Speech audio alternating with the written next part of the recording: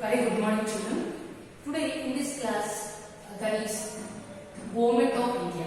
That is the ninth lesson. So in this class, we are going to learn about the Government of India. So what is meant by government? Government means is a group of people who will make the rules to maintain the law and order in the country. So government means group of people who will make law who will make the rules to maintain law and order in the country. So what about the government of India?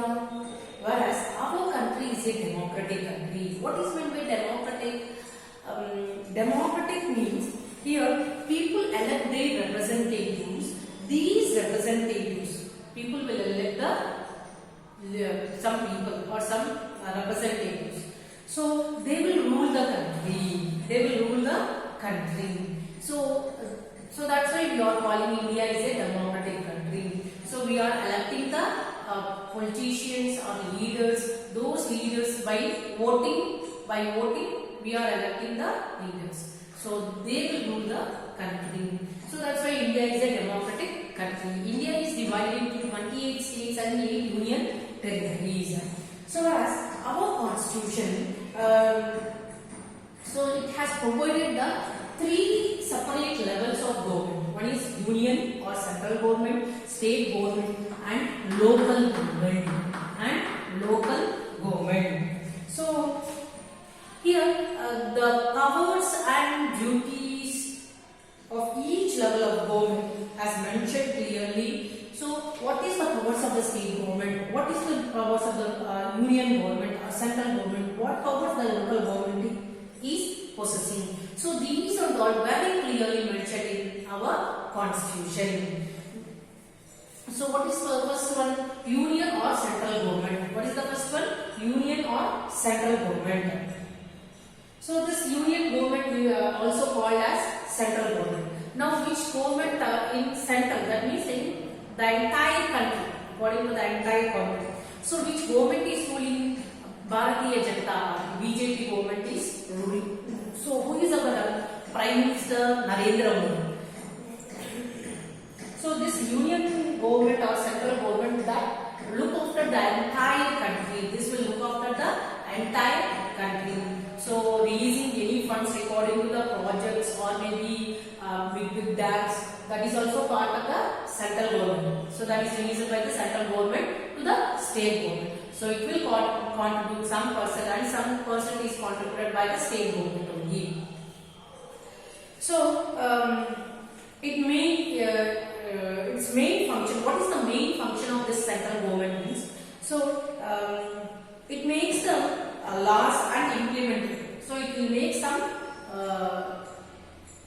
policies, rules, regulations that that is implemented. That should be implemented. And there are 3 main organs of the central government. What are those 3 organs? One is legislative, executive, and judiciary. What are the 3 main organs?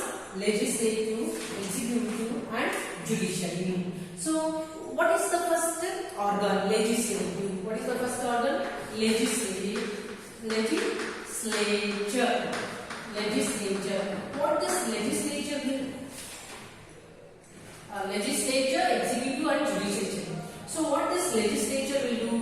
The legislature will make laws. It's a law-making body of the government. What this legislature will do? It will make the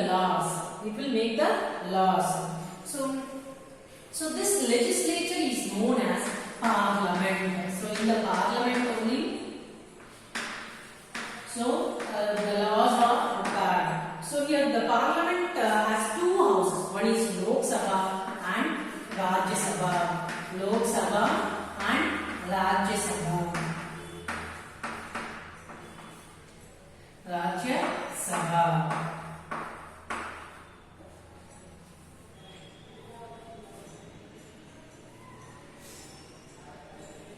So here law making is a step by step process. So these houses will make the laws, and bill is also proposed. Bill is a proposal law. So what is meant by bill proposal law? So proposal law means it's a plan for new law. So that means the central government, one of the law proposal bill. So regarding to the farmers. So whereas the farmers are doing strikes against this policies.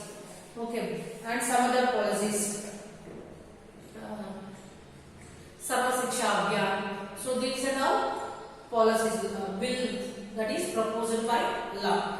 So a bill can become law only when it is passed by both the houses. When a bill will become law, so they will pass some different bills. That means so different policies they are going to implement. So when that policy will become a law means when both the houses, that is Lok Sabha and Rajya Sabha, both will accept through their voting or through by raising their hands. If they accept, then that will become a law. That will become a law. And after acceptance of both the houses, then that is signed by the president. Then it will become a law, or it will become a bill. Lok Sabha. So Lok Sabha is also known as House of the People. So the Lok Sabha means lower house, Rajya Sabha means upper house. You can call it as upper house or lower house. So its members are directly, so this Lok Sabha members are elected by the people only. So they are called as MPs. What do you call this Lok Sabha members? MPs, member of Parliament. So all the citizens who are above the 18 years and have the right to vote for this MPs. So if a person want to become a MP, what qualities he should possess? He should be a citizen of India and he should be completed the age of 25 years, above the age of 25 years.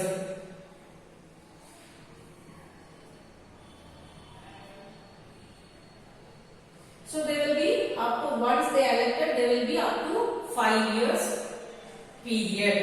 And Rajya Sabha. So Rajya Sabha is a permanent house. Rajya Sabha is a permanent house. It is also called as upper house. So it has 250 members.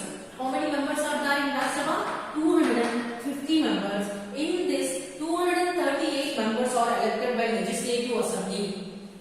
238 members are elected by the Legislative Assemblies and 12 members are nominated by the President of India. 12 members are nominated by the President. Who is our present President? Ramnath Kovind. So 12 members are elected by the President. So Rajya Sabha is a permanent house. It does not dissolve. So it's a permanent house. It won't dissolve. Every year 1/3 of the members so retire. Every year 1/3 of the members are going to retire.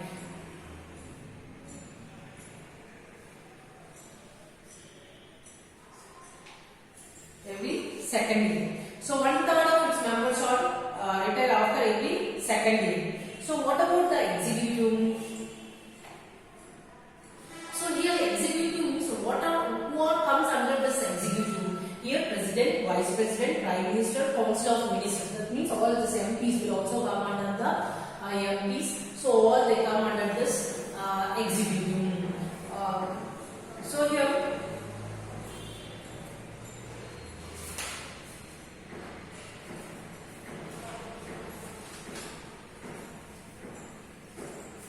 And judiciary. So judiciary means this is regarding to the courts. This is regarding to the courts. Which is the highest court in our country? Supreme Court. Supreme Court is the highest court in our country. So if there is any case, the case will be solved in the court. So if you met an accident, so maybe there is no mistake from your side, another person made a mistake, then you can go to the court by filing a case. First you have to file a case in the police station, then that will be taken to the court. So here judiciary means it's according to the courts. So every state has one court, that is highest high court. Every state has high court, and district has district court, and so these are the different courts we have. So if you file a case in district court, so whatever the judgment that you got, you are not satisfied. So then you can appeal to the next court, that is high court. So there also, if you are not justified, then you can go for the Supreme Court. So whatever the final judgment given by the Supreme Court is the final judgment. Then you cannot approach to any other courts. So which is the highest court in our country? Supreme Court. Which is the highest court in our state? High Court. Okay children. So that is about the three organs: legislature, executive and judicial.